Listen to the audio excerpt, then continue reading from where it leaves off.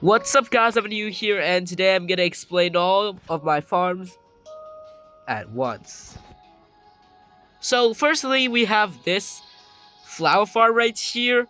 This is inspired by Silent Whisper's design. As you can see, the brain right here, it's basically the same. However, we're just bone mealing the grass block instead of the flower itself. That way we get different types of flowers and wheat seeds all at the same time. So what we get from the flower farm are these types of items, and depending on the biome you will get different types of flowers. So right here we have a one-tick repeater clock that shifts the floor back and forth constantly. Now we're using a little trick from Luke7720, but he is not the original one that made this. He just revolutionized this tech in Bedrock Edition. So right now we have 3 of these setups, and as you can see, 2 of them just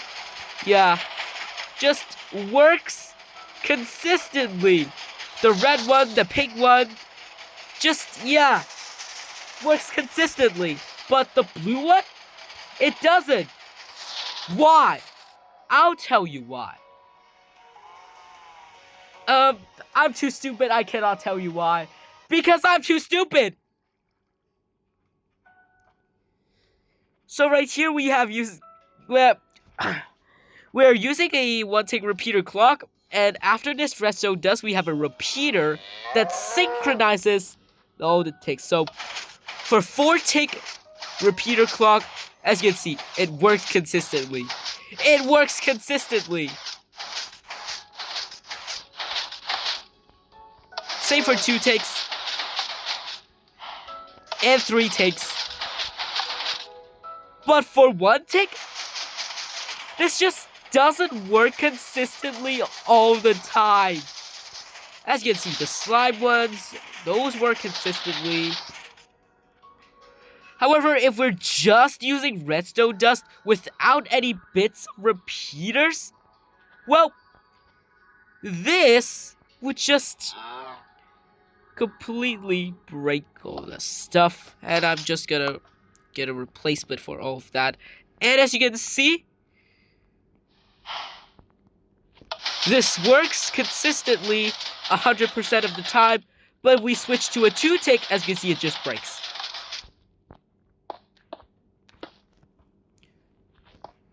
So we're using this adaptable clock right here, so we can switch to 4 ticks. We can see that it does not break at all.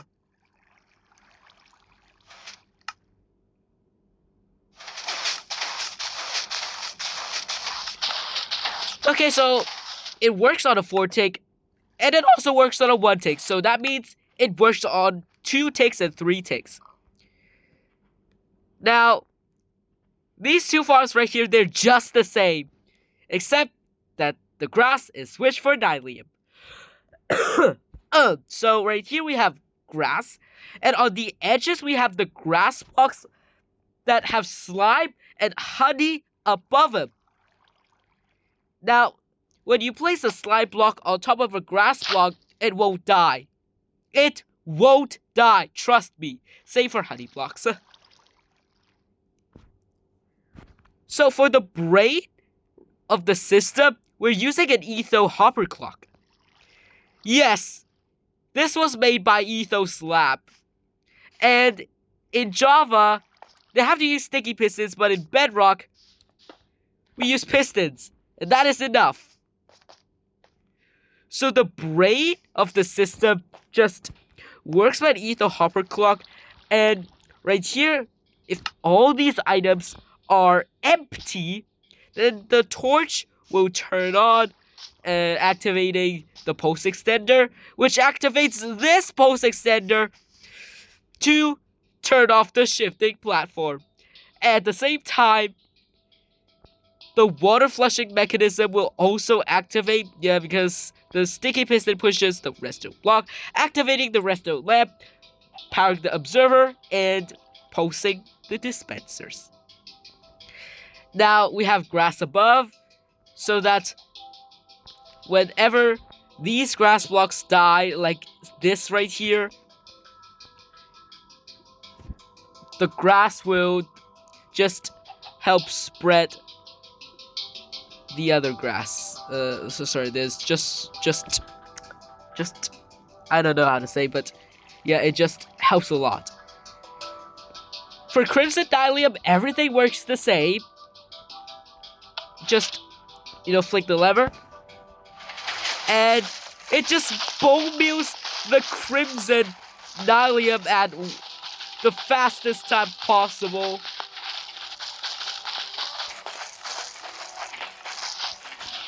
Now, the layout is a little bit different. As you can see, we have the edges as glass blocks instead of the Nylium, and that is because water does not kill Nylium into netherrack. And it's safe for the warped Nylium.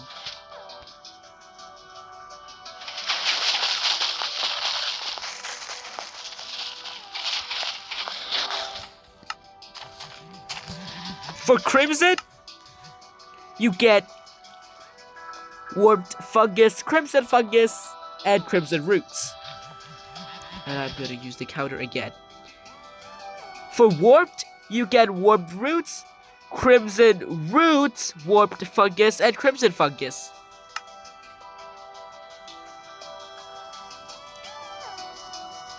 Now, right here we have a shulker unloader.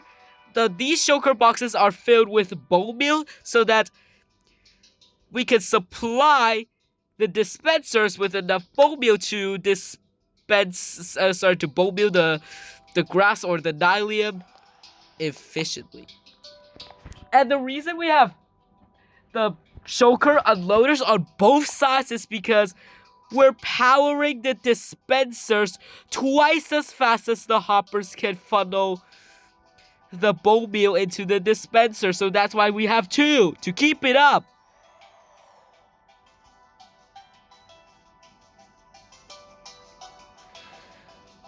Now, the reason we use redstone lamps in all of the modules right here is because the redstone lamp is unique. Because when you turn on, it's instant, but when you turn it off, it takes a while before actually turning off. So that's why we use redstone lamps, just so that the items won't get stuck at the edge of the platform. Now, for the cobble farm right here, this works by using a cobble generator, and the comparator just lights up because it's reading the contents of the cauldron through the cobblestone. And I'm just going to switch to spectator mode to show it for you.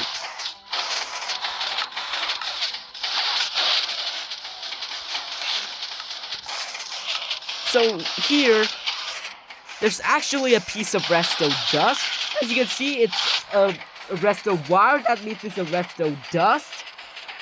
And you can see it's constantly being activated. And yeah, it says one. That means it is powering the piston. The piston right here. It's one, because it's powering at a single strike of one. That's just right. The right single strike to power the piston only. So we have a comparator with a single strike of 4 to power all these pistons. And yeah, here's the cake. Yeah, lovely cake.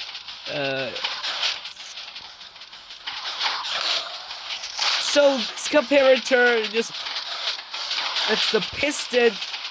Sorry, I'm a little bit stupid. So this comparator powers this redstone dust, which will power the piston, and at the same time, an observer senses the comparator changing states, powering this piston as well.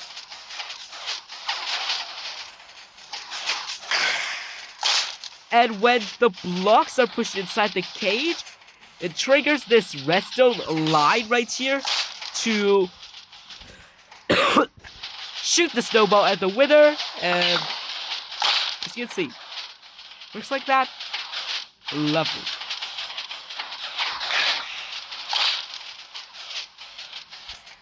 Now the reason we have this kind of setup right here is because sometimes when this cobblestone right here, the block stream is getting obstructed, it will push the cobblestone up instead of forwards. As you can see,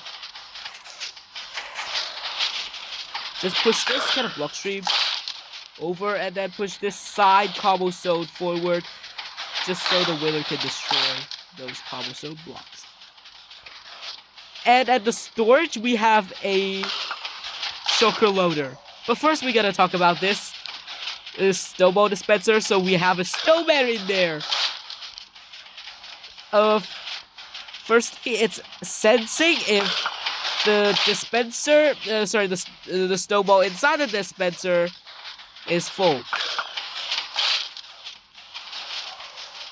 So if it's not full, the comparator would turn off because this redstone dust right here, it has a signal strength of 15, and this is in comparison mode. So in comparison mode, it will only turn on when this container and this redstone dust signal strength matches. And when it is off, it will trigger this repeater clock that will break the snow layers and funnel them to this hopper and the dispenser, refilling the dispenser with the snowballs. So we get infinite snowballs to shoot the winner. And the shulker loader right here, the comparator reads the contents of the shulker box through the piston. And when it is full, it will power the bell, which will power the observer, which will power the block, which will power the piston, which will deactivate the redstone torch, which will... Yeah, I'm too tired of talking non-stop. When this redstone torch is powered, when the piston is retracted, it will dispense a new shulker box. And at the same time, it will also power this, and also depower this redstone dust, which is unimportant. Yeah, because it just does not affect the shulker loader at all. And this chest right here, it's filled with shulker boxes, which are filled with cobblestone.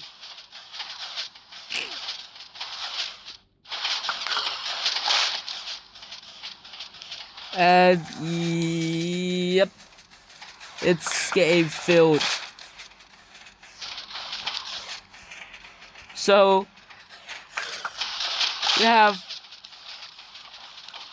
1515 to 1520 right now, and I'm gonna just the dispenser. Though it has 9 slots, so we have a chest to funnel the shulker boxes into the dispenser. That dispenser would dispense the shulker box. And I'm gonna try my best to show it for you.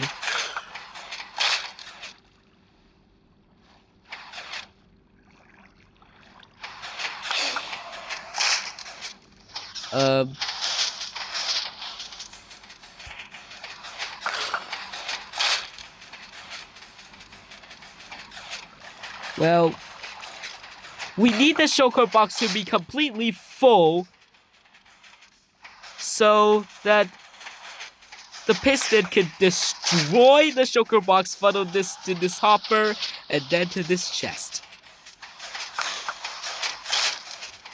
Yeah, you might think that this is cursed, but yeah, you can actually do this in vanilla Minecraft, Bedrock Edition. Yeah, you can place item frames on buttons. Yes, buttons can support item frames. Yeah, the item frame, yes, this is the support block for the item frame. The button is supporting the item frame.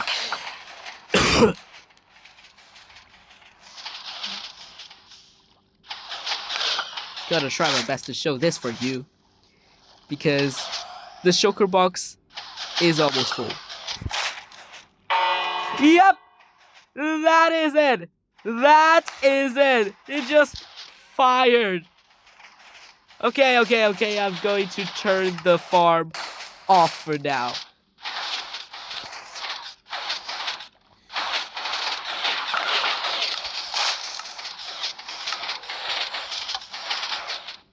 And now it's time for the basalt farm. Now, I did not build a shulker loader on purpose, because I'm too lazy. The basalt farm works almost the same way. So we have this right here, because, you know, the cake has 7 slices, so I'm gonna, you know, that is 6, 5, 4, 3, 2, and that should the comparator should output a signal strike before. Now this works in a little bit a different way. I really don't know how to describe the entire process. Yeah, so the basalt is generating, and then the comparator reads the contents of the cake, and this will power the pistons. It will just power the piston, and it's under. It will just pause for a short time before actually retracting, because, you know, comparators cannot read contents through moving blocks. So when this is a moving block, the comparator cannot read the contents, and therefore the piston will retract. So we have like flowing lava, because lava only flows 4 blocks in the overworld, and that I absolutely do not understand why. At some point it just burns the comparator, but I'll just set the time today. Yeah, we're getting the basalt, and it's destroyed, and the basalt is destroyed by the wither. So when the basalt gets full, it will power this kind of circuit to fire the snowball dispenser, and this works almost the same way, except that the setup is a little bit different because I used a mud block. But the concept is still the same.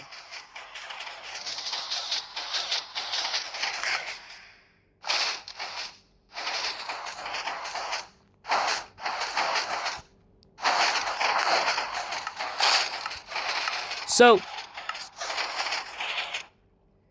that's the end of my video, and this is a very long video. Yes, it is very long, and what is it? Yeah, 18 minutes. Yes, 18 minutes long. So, this is the end of my video. Thank you guys for watching, and please join my Minecraft Bedrock SMP, Cyrock.